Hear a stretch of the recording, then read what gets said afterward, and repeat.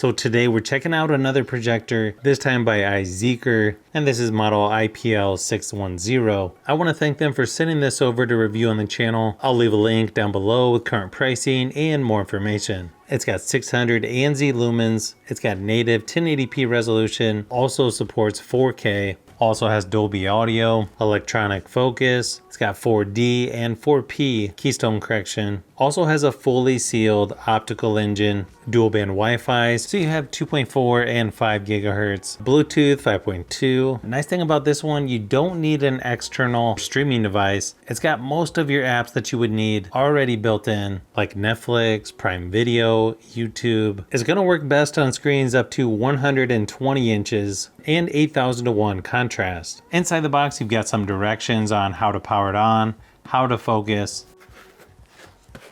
Pretty nice presentation here. So of course you've got the user manual. Pretty large power cable, sort of looks like what you would see for a laptop. HDMI cable. You'll notice on the remote control you've got shortcuts to YouTube, Netflix, Prime Video, and your electronic focus. You also have settings, home button, volume down at the bottom.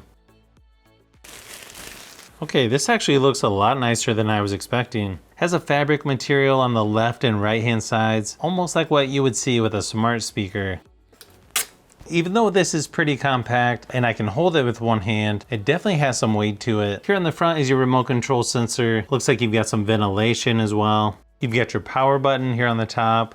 On the back, you've got one USB, one HDMI, a headphone jack, and where you plug in the power. You've got 4 rubber feet on the bottom, and then threads here in the middle if you want to put this on a tripod or mount it to a ceiling. Now, once you get the projector hooked up, you'll be greeted with the electronic focus, which actually works pretty good on here. You'll also notice this projector is plenty bright enough to use with all the lights on, but obviously it will look better with the lights turned off. You can also connect this to your Wi-Fi in order to use the built-in apps, or you can use an external streaming device, which may already have all of your streaming apps ready to use. Sort of personal preference there. The home screen has several shortcuts to Netflix, YouTube, Prime Video, and the App Store to add more if you like. You also have setup, picture mode, audio, network, Keystone, projection, and Bluetooth and settings. You have different picture modes to choose from, although I feel like the default mode looks pretty good on here as is. You've got different audio styles, or you can customize it if you like. You've also got your Keystone adjustment, and then 4 options depending on how you have your projector mounted. Then for inputs, you've got HDMI and USB. Sometimes you just know when setting a projector up on how good the picture quality is going to be, and this is one of those projectors I could tell right away it's going to be a pretty good one. It's got nice contrast, plenty bright enough for indoor use, especially with all the lights off, and text on here looks nice and sharp all the way to the corners, which I know sometimes can be an issue with other budget projectors. Whatever you watch or play on here, it's going to be really nice. Even at 1080p resolution, it looks almost as good as a new LED TV. And then another nice feature is the speakers are plenty loud enough for a medium-sized room. Sure, you may want to use external speakers to get that extra bass, but I gotta say, the sound is much better than I expected. Probably above average compared to other projectors I've tested. Here's a quick sample to give you an idea of what to expect.